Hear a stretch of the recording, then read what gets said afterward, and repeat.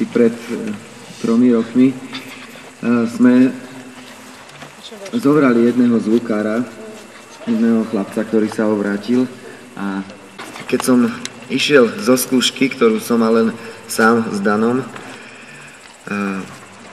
tak som prechádzal autobusom už v nočných hodinách a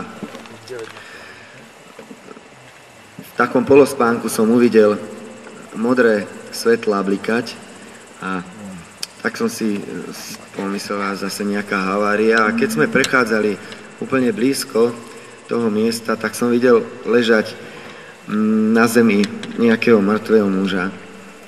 A tak som si pomyslel, že asi zase nebudem spať, lebo nerád vidím také nejaké veci, a tak som odišiel domov, ale tak dosť rýchlo som zabudol na to. A na druhý deň mi volal Daniel, že či viem o tom, že Stano je mŕtvý, ten náš zvukár.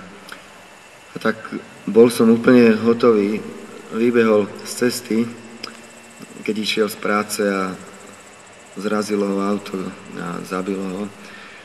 A tak som si dával takú otázku, či sme všetci pripravení. A to, že to je veľmi kruté, keď niekto odíde z našeho života, či sme pripravení my na to, že nám môže každú chvíľu odísť niekto blízky.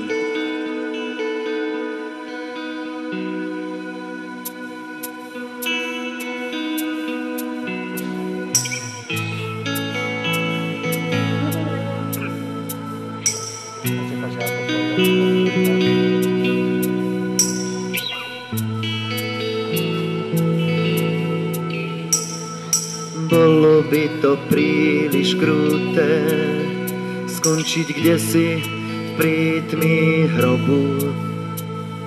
Človek plný snov a činov má si obliec smrti robu. Nechce sa mi veriť proste, že raz príde koniec krutý, že sa z cesty nenavrátim, už kto si len za mnou smúti.